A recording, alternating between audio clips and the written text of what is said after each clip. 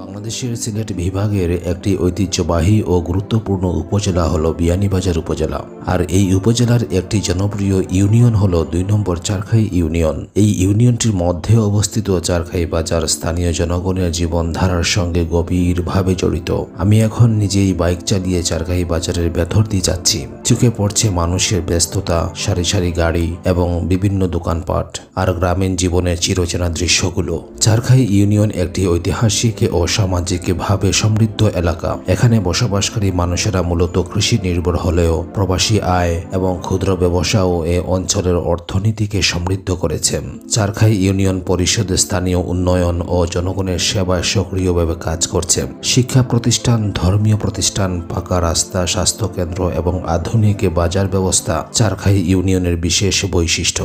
এখানকার চারখাই বাজার হলো ইউনিয়নের বাণিজ্যিক প্রাণকেন্দ্র। প্রতিদিন শত শত মানুষ এই বাজারে আসেন কেনাকাটার জন্য। বাজারে পাওয়া যায় নিত্য প্রয়োজনীয় পণ্য, সবজি, মাছ, মাংস, কাপড় চোপড় ও ইলেকট্রনিক্স পণ্যসমূহ আরও অনেক কিছু রয়েছে।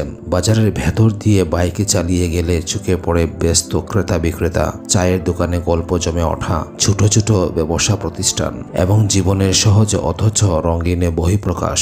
চারখাই বাজারে রয়েছে অনেকে পুরনো দোকানপাট যা স্থানীয়ভাবে বেশ জনপ্রিয়। এছাড়া এখানে ছোট ছোট খাবারের দোকানে পাওয়া যায় সিলেটি রুচির মজাদার নাস্তা ও দুপুরের খাবার সমূহ।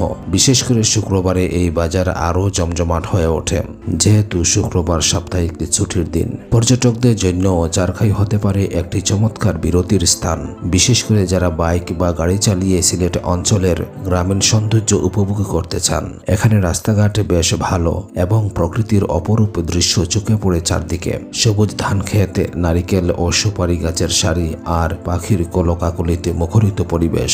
চারখাই ইউনিয়ন ও বাজারকে কেন্দ্র করে তৈরি হতে পারে আরও উন্নত অবকাঠামো, যা পর্যটন ও ব্যবসার প্রসারে গুরুত্বপূর্ণ ভূমিকা রাখতে পারে। স্থানীয়দের আন্তরিকতা এবং আতিথেয়তা এ এলাকার অন্যতম আকর্ষণ।